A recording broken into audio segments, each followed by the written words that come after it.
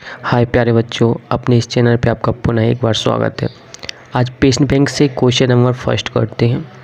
Question number first में आप देखें कि क्या दिया गया है। तो यहाँ दिया गया है 6 और 72 और 120 का अभाज्य गुणनखंड विधि से क्या निकालना है आपको। एचसीएफ या एलसीएम ज्ञात करो। क्या बोला है? अभाज्य गुणनखंड विधि से। तो आपको विधि याद रखनी है। विधि क्या बोला है? अभाज्य गुणनखंड विधि से बोला है। तो अभाज्य गुणनखंड विधि आप पे बननी ही चाहिए। क्या बननी चाहिए आप पे? अभाज्य गुणनखंड विधि बननी ही चाहिए। तो अभाज्य गुणनखंड विधि क्या होती है, किस तरीके से क्वेश्चन आपको हल करना है, तो आप देखेंगे किस तरीके से करते हैं। चलो देखते हैं किस तरीके से करेंगे।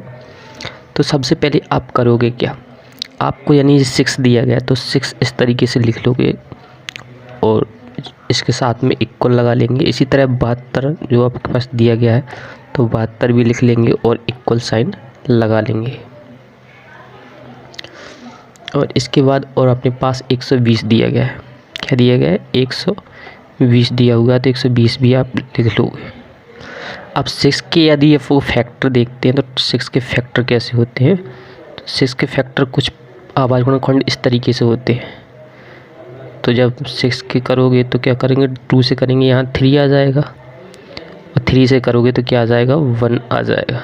इस तरीके से आ जाएगा। तो इसके सामने क्या करोगे आप, 2 मल्टीप्लाई का कर दोगे 3, क्योंकि 2 फैक्टर आया है और 3 फैक्टर आया है, यानी 2 गुणनखंड आए हैं और 3 गुणनखंड आया हुआ है।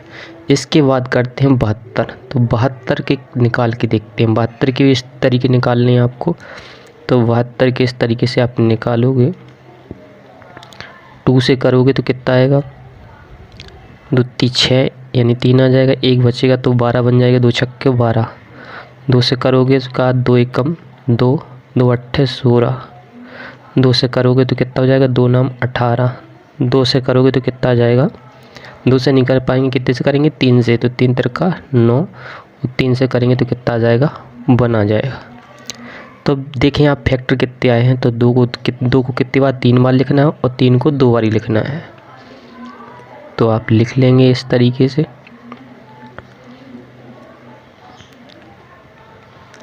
अब इसी तरीके से आप करते हैं 120 के फैक्टर करते हैं। तो 120 के फैक्टर भी आप देखें किस तरीके से करेंगे।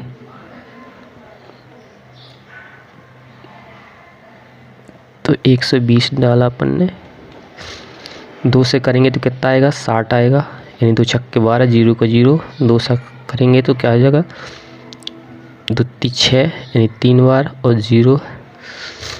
2 से करेंगे कितना आएगा, 2 एकम 2, 2 पंचे 10।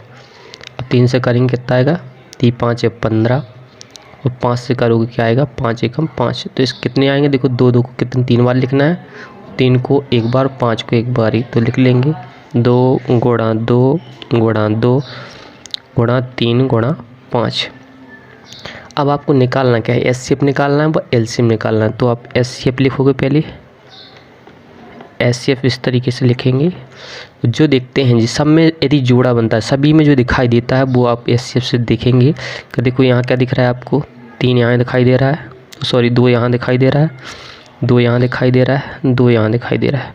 तीनों में 2 कॉमन है तो 2 लिख लेंगे।